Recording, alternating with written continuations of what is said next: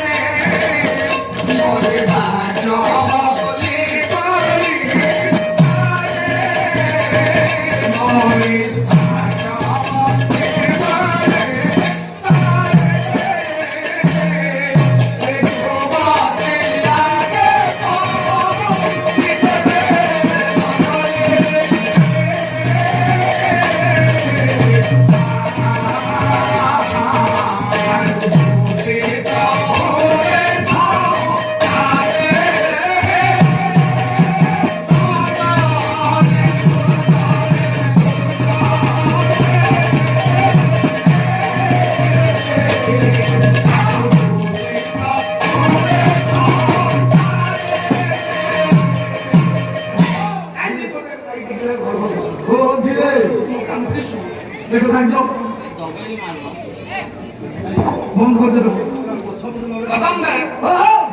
ଯେଉଁ ଯୁବତୀ ପତି ଆଗରେ ମରେ ଭାଗ୍ୟବତୀ ବୋଲି ଅର୍ଥ କରିବା। ଆପଣମାନେ ସବୁ ଜ୍ଞାନୀ ପୁଣି ଇଏ ଅନୁଷ୍ଠାନ ଏବେ ଅନୁଷ୍ଠାନ ଦୀର୍ଘ 50 60 70 ବର୍ଷ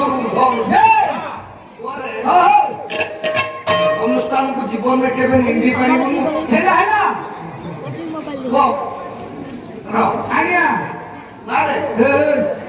ଆଜି ପାଲା ସରିବ ମୋର ପ୍ରଥମ ଧାକ ଆଉ କାଲି ପ୍ରଥମ ଧାକ ନାହିଁ। କାଲି ଆସିଲା ବେଳକୁ ମାତ୍ର 10-15 ଜଣ ତାଙ୍କୁ ନେଇ ପାଲା କରିବାକୁ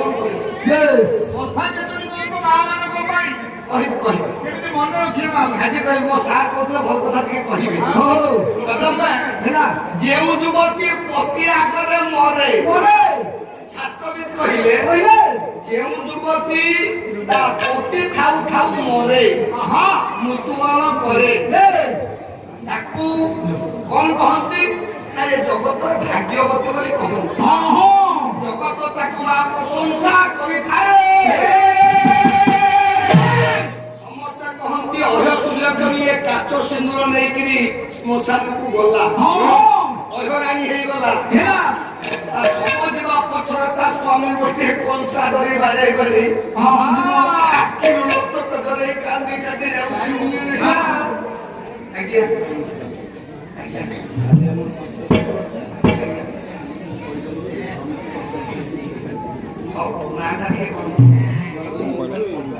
ମୋ ବ୍ରଜେନ୍ଦ୍ର ଭାଇଙ୍କର ଏବେ ଅନୁଷ୍ଠାନର ସମସ୍ତ କର୍ମକର୍ତ୍ତା ମହୋଦୟ ମାନଙ୍କ ନାରାୟଣ ମହାପ୍ରଭୁ ବେଲେଶ୍ୱର ମହାପ୍ରଭୁ ଦୀର୍ଘା ସମସ୍ତ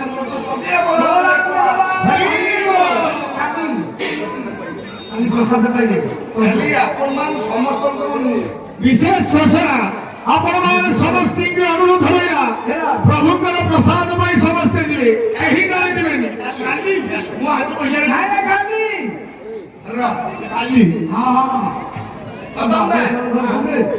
ତାହେଲେ ଯେଉଁ ଯୁବତୀ ମରିଯାଏ ତା ସ୍ୱାମୀ କାନ୍ଦି କାନ୍ଦି ତାକୁ ଶବଟାକୁ ବିଦାୟ ଦିଏ।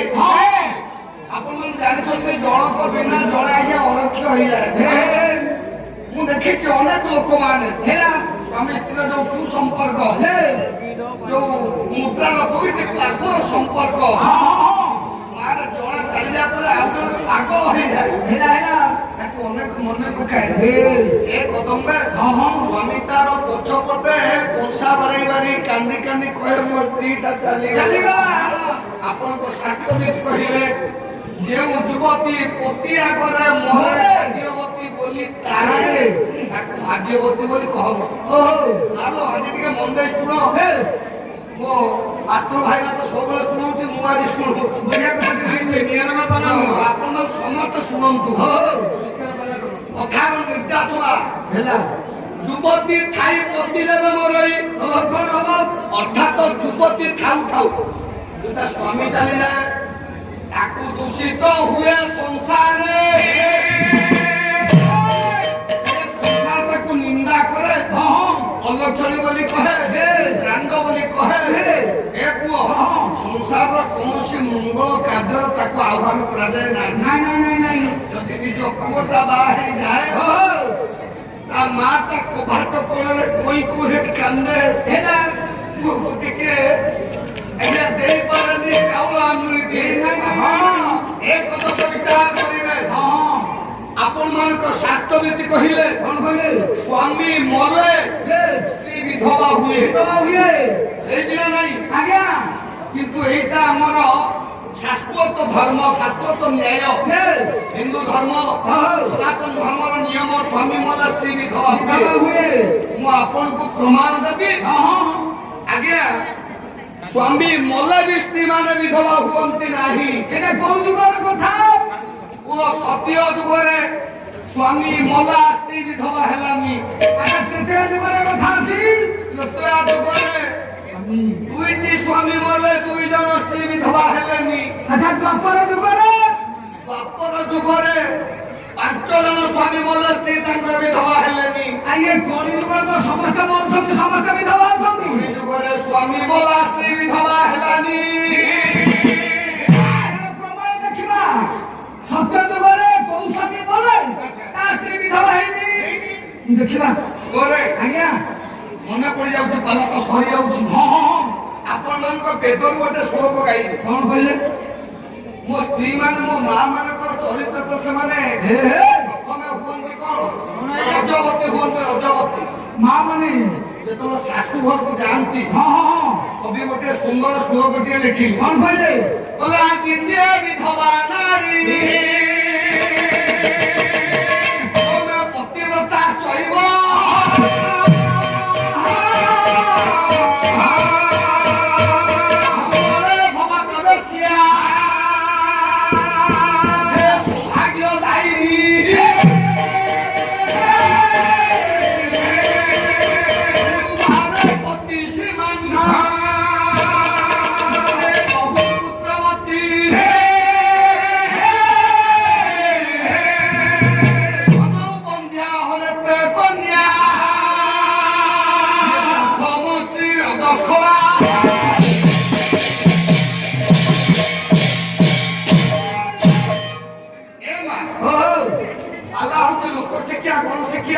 ପାଞ୍ଚ ଦିନ ଧରି ଆପଣଙ୍କ ଅନୁଷ୍ଠାନ 5 ଦିନ ପାଲା କଲା 2 ଜଣ ଗାୟକ ଲକ୍ଷାଧିକ ଟଙ୍କା ଖର୍ଚ୍ଚ ହବ ଯଦି ଆପଣ ମାନେ କିଛି ଗ୍ରହଣ ନ କରିବେ ଲାଭ କିଛି ନାହିଁ ପାଲା ଅଧା ଯିବା କଥା ନୁହଁ ମୁଁ ମୋ କଥା କହୁନି ଆଜି ଗୋଟେ କାମ କରିବ କାଲି ତ ମୋ ବିଷୟ ଅଛି ନା ମୋ ପାଲା ଆପଣ ସମସ୍ତ ପଳେଇବେ କଣ ପାଇଁ ପଳେଇବେ ମୋ କାଲି କିନ୍ତୁ ପାଲା ଉଭୟ ଦେଖିବେ ଦେଖିଲେ ଆପଣ କଣ ଜ୍ଞାନ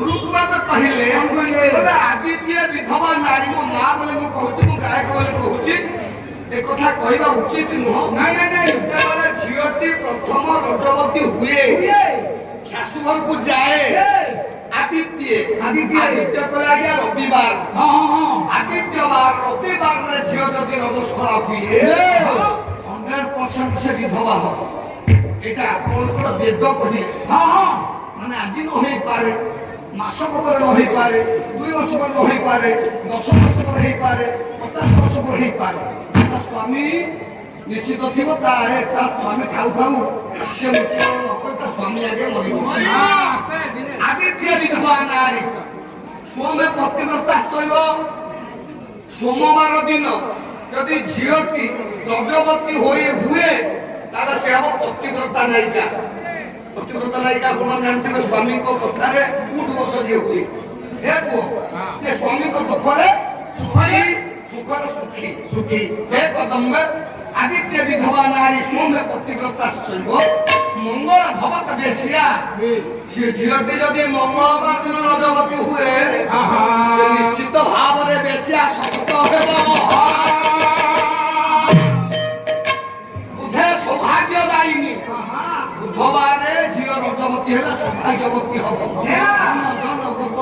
ବର୍ଦ୍ଧିତ ହବ। ଏ ପୁଅ ଗୁରୁବାର ପ୍ରତିଷ୍ଠାନ ପ୍ରତିବ୍ରତା ନାୟିକା ଅତି ସୁରମଣି ଭଗବାନ ମର୍ଦ୍ଦନବନ୍ତ ପୁରୁଷଙ୍କର ଅନୁଗାମୀ ଯେମିତି ବା ଜନକ ନନ୍ଦିନୀ ଜାନକୀ ହେଇଥିଲେ ଗୁରୁବାର ସେଇଭଳି ହବ। ଶୁକ୍ର ବହୁ ପୁତ୍ରବତୀ শুক্রবার যদি কনিয়া গিয়া রজবতী হুয়ে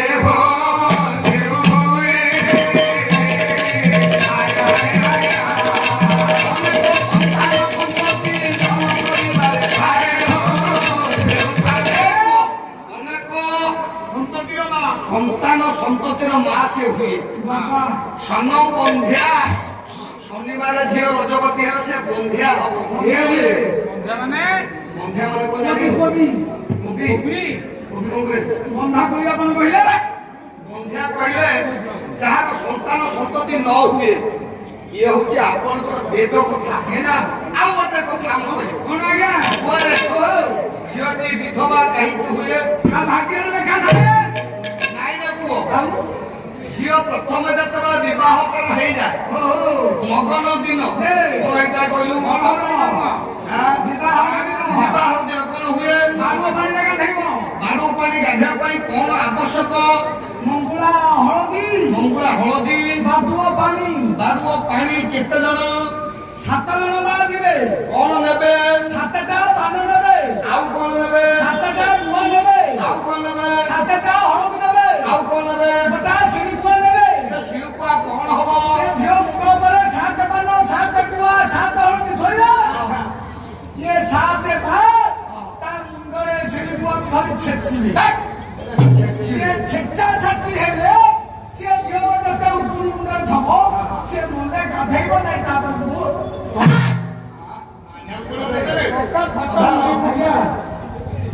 ନାଇଁ ନାଇଁ ମୋ ମା ମାନେ ପହଞ୍ଚିଗଲେ ଝିଅ ମଧ୍ୟ ଭାଗରେ ବସିଛି। ଆଗ ଜଳ ଅଛି ଆଉ ହଳଦୀ ମଧ୍ୟ ଅଛି। ହଳଦୀଟାକୁ ମାନିବେ ତମେ ଜାଣିନା କି ମତେ କଥା କହ ମୋ ଭାଗ୍ୟରେ ତ ସେ କଥା ନଥିଲା। ମୋ ଭାଗ୍ୟରେ ତ ଗଲାବେଳେ ଥିଲା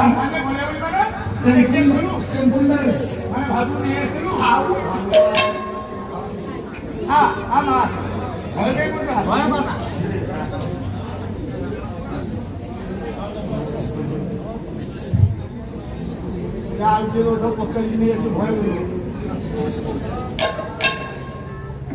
ନା କଣ ମୋ ଶୁଭଲକ୍ଷ୍ମୀ ମୋ ଝିଅର ନାରାୟଣ ମହାପ୍ରଭୁ ସବାଦ ମଙ୍ଗଳ କରନ୍ତୁ। ସବାଦ ଧନ ସମ୍ପଦରେ ପରିପୂର୍ଣ୍ଣ କରନ୍ତୁ। ଦୀର୍ଘାୟୁ କରନ୍ତୁ। ସଦୈବ ବଲାମ ଦେଖିବା ଓ ହଳଦୀ କୋଉଠି ଲଗେଇବ? ହେଲେ ମୋ ଭାଗ୍ୟରେ ସିନା ହଳଦୀ ଲଗେଇବା ନଥିଲା କିନ୍ତୁ ମା ମାନେ ଯୋଉଠି ହଳଦୀ ଲଗାନ୍ତି ମୁଁ ସେ କଥା ଦେଖିଛୁ। ଆଜ୍ଞା ଏ ପୁଅ କଥା କିଏ କହିଲେ? ରାମଦାସ ପଚାରିଲେ ଗୁରୁ ଅଚ୍ୟୁତାନନ୍ଦ ଦାସ ଶୁଣିବ ସେ ହଳଦୀ କୋଉଠି ଲଗାନ୍ତି ସେ 7 ପା ଆଗେ ସେ ଝିଅର ମୁଣ୍ଡରେ ଟିକେ ଲଗେଇ ଦିଅନ୍ତି। ମୁଣ୍ଡରେ ଆଜ୍ଞା ନାଇଁ ରେ ପୁଅ ଅଚ୍ୟୁତ କଲେ ରାମରେ ଶୁଣୁ ହଳଦୀକୁ ନେଇ ଦେବେ ମୋଧାରେ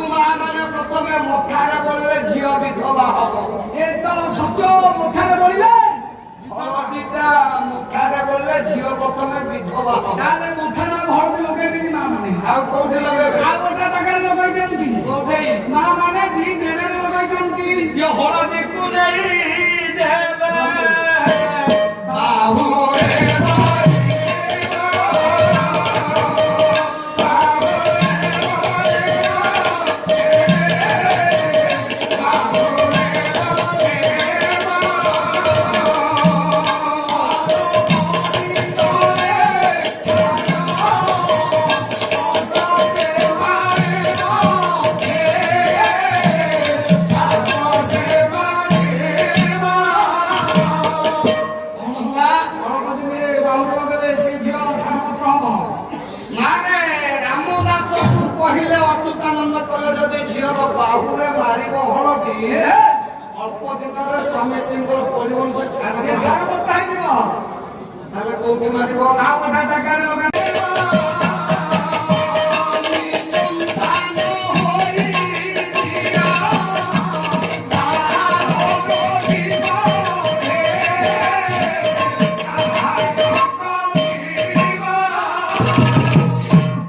ଶିକ୍ଷା ଅଛି ଯଦି ଝିଅର ପକ୍ଷୁଅଜର ହଳଦୀକୁ ମରାଯାଏ ସିଏ ଝିଅ ନିସନ୍ତାନ ହବ, କୌଣସି ସନ୍ତାନ ସନ୍ତତି ଜନ୍ମ ଦେବନି। ତାମାନେ ହଳଦୀ ମଥାରେ ଲଗାଇଲେ, ବିଧବା, ବାହୁରେ ଲଗାଇଲେ, ତାରପତ୍ର, ଛାତିରେ ଲଗାଇଲେ ସନ୍ତାନ। ଆଉ ଗୋଟେ ଜାଗା ଅଛି ଝିଅର ଲଗେଇବା ପାଇଁ। କୋଉଠି କୋଉଠି? ସେ ମା ମାନେ ଝିଅର ପାଦରେ ହଳଦୀ ଲଗାଇ ଦିଅନ୍ତି। ଇଏ ହଳଦୀକୁ ଦେଇ ଦେବେ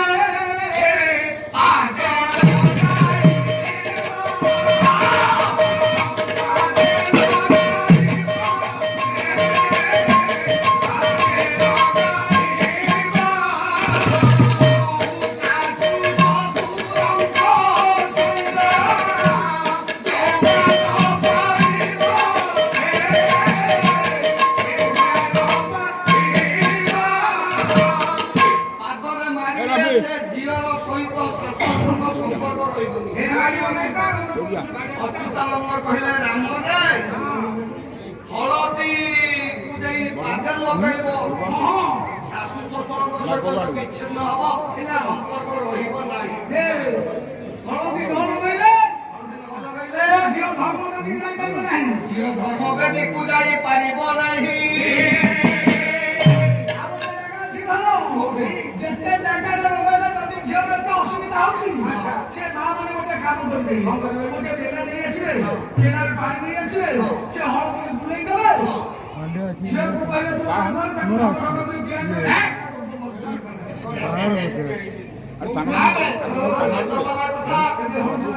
ଏହି କଥା ପ୍ରତି ମୋର ଏଠାରେ ରହିଲା।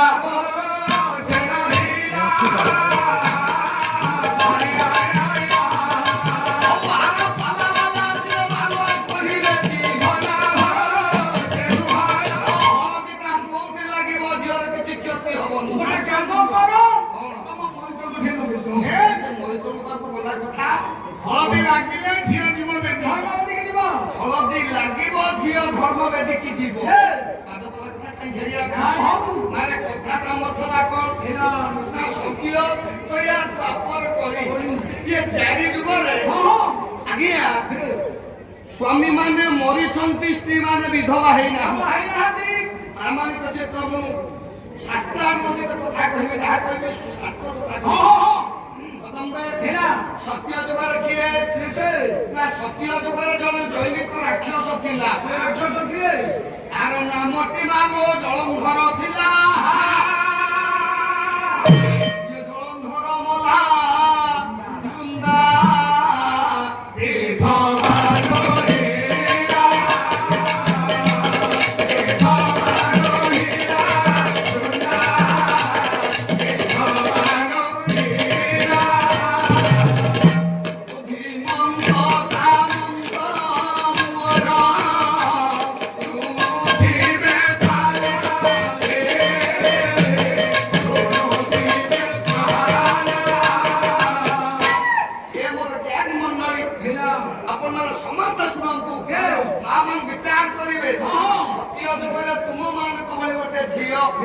ଯାହାର ନାମ ହେଲା ବୃନ୍ଦାବତୀ। ତା ସ୍ୱାମୀ ରାକ୍ଷସ ରାଜା ଜଳନ୍ଧର ମଲା ବୃନ୍ଦାବତୀ ବିଧବା ହେଇଛି। ସତ୍ୟ ଗଲା ତ୍ରେତୟା ଯୁଗରେ ଦି ଜଣ ସ୍ୱାମୀ ମଲେ। ଏ ପୁଅ ବାଲି ମଲା ରାବଣ ଯୁଦ୍ଧରେ ମରିଲା।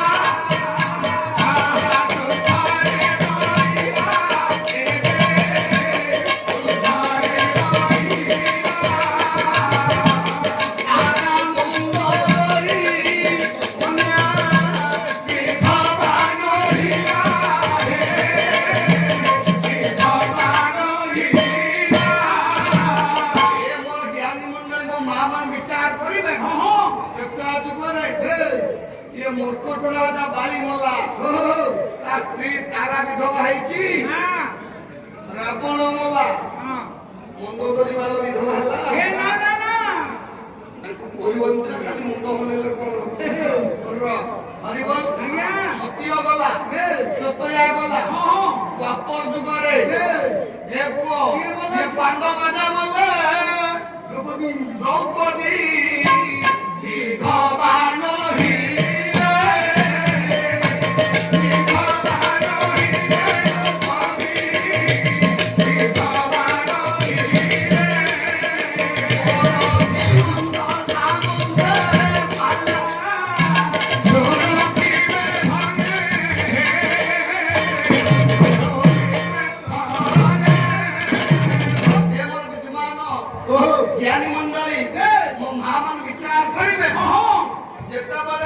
महाभारत रणांगन समस्त कार्यक्रम शेष होला स्वर्गारोहण पर्व निजे युधिष्ठिर निजर चारि भाई को संग धरी पत्नी जातीय श्रेणी द्रौपदी की संग धरी आज्ञा हिमालय पर्वत आरोहण कले गोटाए पर गोटाए स्वामी गड़ी गड़ी पड़ी पड़ी को मरले केसिनी कहले आपण जातीय श्रेणी विधवा हेले विधवा हेला कली युग कहलु पुओ ये कली युग रे किए बोला समस्त मरछंती तास्ते स्वामी बोला विधवा हला नहीं समस्त को स्वामी नाहर स्वामी मरुछे तास्ते विधवा होछे क्या होछे अरे पुओ कली युग रे एमिति एक व्यक्तित्व मरिछंती तांको स्त्री विधवा हिना सतरे ना ये बड़ा थाले यार नहीं आगे कोला कहना देखो ये जगन्नाथ बोले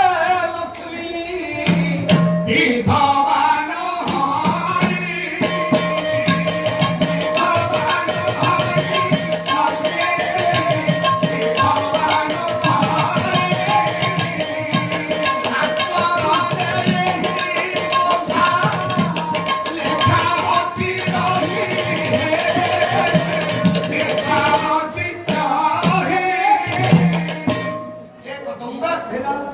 भगवान विष्णु व्यापक जगत जगन्नाथ महाप्रभु मोले लक्ष्मी विधवा बनती नहीं कहीं विधवा बनती नहीं स्त्री तो से विधवा कहीं कहले जगन्नाथ स्त्री किए लक्ष्मी अरे मूर्ख जगन्नाथ स्त्री लक्ष्मी आप कौन जानो अरे तो वर्ष पता कलानु स्त्री किए ना डाक स्त्री किए लक्ष्मी मुहंती लक्ष्मी नारायण अरे लक्ष्मी नारायण कहते जे किंतु जदि स्त्री लक्ष्मी नहीं थांते ताले जगन्नाथ मल से विधवा होंगे प्रकृत स्त्री मत गोटे कथा कह आज्ञा तो बापा मल विधवा किए हम आज्ञा तो मु मले नहीं हम विधवा मन कर तू मलु वो सारी हम विधवा मुंडो घर भी मोर आगस्ट में लई आइछि द्वितीय स्त्री में शादी को अरे इतने कथा मुझे जानिनी हां ताल ठीक अछि हो आज्ञा ताला जगन्नाथ मल विधवा किए हम स्त्री नहीं आगे मन सुन लक्ष्मी है विधवा लक्ष्मी ताको ओइठा खांतिनी अच्छा शास्त्र विद्वान कहंती कौन कहले स्वामी को चरण अटई स्वर्ग अटई स्वर्ग भरा अटई स्वर्ग स्वामी को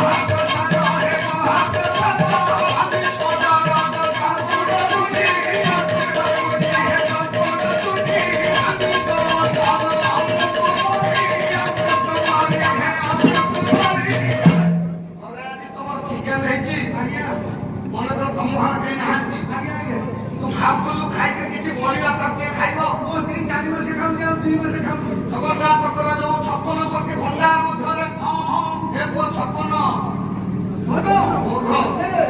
जमा लक्ष्मी खाती ना अमरा जमा लक्ष्मी खाती जदि स्वामी को उचित पुष्टि न खाए सुन तू गाँव ना तो गाँव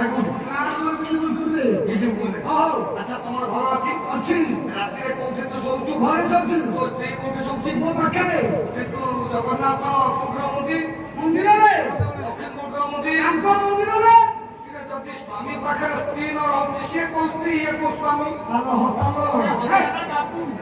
ସ୍ୱାମୀ ପାଖରେ ସ୍ତ୍ରୀ ରହୁନି ମାନେ ସେ ତାଙ୍କ ସ୍ତ୍ରୀ ନୁହଁ ତାଙ୍କ ସ୍ତ୍ରୀ ତାହେଲେ କିଏ ଏ ପୁଅ ତୋ ଶରୀରଟା କୋଉଥିରେ ବଢା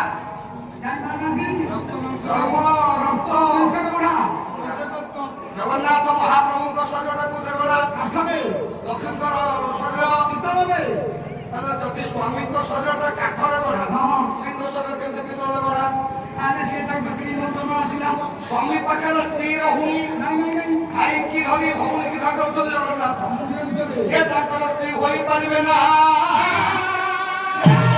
ତାଙ୍କ ସ୍ତ୍ରୀ କିଏ ଜଗନ୍ନାଥଙ୍କ ମନ୍ଦିର ଯେବେଠାରୁ ସୃଷ୍ଟି ହେଇଛି ହଁ ଆଜ୍ଞା ଅନେକ ଦିନ ପରେ କପିଳେନ୍ଦ୍ର ଦେବଙ୍କ ଶାସନ କାଳରେ ଲକ୍ଷ୍ମୀ ମନ୍ଦିର ପ୍ରତିଷ୍ଠା କରାଯାଇଛି ପରେ ଅନେକ ଦିନ ପରେ ପୁଣି ଜଗନ୍ନାଥ ଗୋଟିଏ ଥାଇ ନହେଲେ ଲକ୍ଷ୍ମୀ ଗୋଟାଏ ଥାଇ ତାହେଲେ ଜଗନ୍ନାଥ ସ୍ତ୍ରୀ କିଏ ଆଚ୍ଛା ଜାଣିବା ଜଗନ୍ନାଥଙ୍କର ପ୍ରକୃତ ସ୍ତ୍ରୀ କିଏ ତାହେଲେ ଏ ପୁଅ ଜଗନ୍ନାଥଙ୍କ ଯୋଉ ଅଭଣା ତାକୁ 6 ଭାଗରେ ବିଭକ୍ତ କରାଯାଏ ମାନେ ଗୋଟେ ହେଲା ଅଭଣା ଏକେ ଗୋଟେ ଅବଢା ଦୁଇ ମହାପ୍ରସାଦ କୈବଲ୍ୟ ନିର୍ମାଲ୍ୟ ପାଞ୍ଚେ କେତେ କାମୁଦ୍ରା ମହାପ୍ରସାଦ ମହାପ୍ରସାଦ ଏ 6 ଛଅଟା ତାଙ୍କ ଭୋଗକୁ ମହାପ୍ରସାଦ କୁହାଯାଏ ଆଜ୍ଞା ତାଙ୍କ ଭୋଗକୁ ମହାପ୍ରସାଦ କୁହାଯାଏ ଯେତେବେଳେ ମା ବିମଳାଙ୍କ ପାଖକୁ ଯାଏ ବିମଳାଙ୍କ ପାଖରୁ ଉତ୍ସର୍ଗୀକୃତ ହୋଇ ଜଗନ୍ନାଥଙ୍କ ପାଖରେ ଆସିମଣ ହୋଇଥାଏ ତେଣୁ ମାଙ୍କ ପ୍ରସାଦ ଆସିଥିବାରୁ ତା ନାଁ ହେଲା ମହାପ୍ରସାଦ ତାପରେ ହୋଇଯାଏ ମହାପ୍ରସାଦ ଆନନ୍ଦ ବଜାରକୁ ଯାଏ ଶୁଖିଗଲେ ନିର୍ମାଲ୍ୟ ଅଭଡ଼ା ହାତଟା ହଉଛି କହିଲେ ତାକୁ ଜମା ଲକ୍ଷ୍ମୀ ସ୍ପର୍ଶ କରନ୍ତି ନାହିଁ ଏ ଦୃଷ୍ଟିକୋଣରୁ ବିଚାର କରାଯାଏ ତାଙ୍କର ସ୍ତ୍ରୀ ନାହିଁ ତାଙ୍କ ସ୍ତ୍ରୀ କିଏ ତାଙ୍କ ସ୍ତ୍ରୀ କିଏ କାଳିଆ ଅଛନ୍ତି ଜଗନ୍ନାଥଙ୍କ ପାଇଁ ଯେ ବିଧବା ହୁଏ ଆପଣ ଦେବନୀତି ଦେଖନ୍ତୁ ପୁରୀରେ ପଣ୍ଡା ସୁଆର ନନା ମାନଙ୍କୁ ପଚାରନ୍ତୁ ଜଗନ୍ନାଥ ମଲା ପରେ ଜଣେ ବିଧବା ହଉଛି ସେ ହଉଛନ୍ତି ଦେବଦାସୀ କେବଳ ଦେବଦାସୀ ତାଙ୍କ ନୀତି ନିୟମରେ ବିଧବା ହେଉଛନ୍ତି କଥାଟା ମୁଁ କହୁଥିଲି ତାହେଲେ ବିଲେଇକି ଗୁଡ ଲାଗଇ ପିତା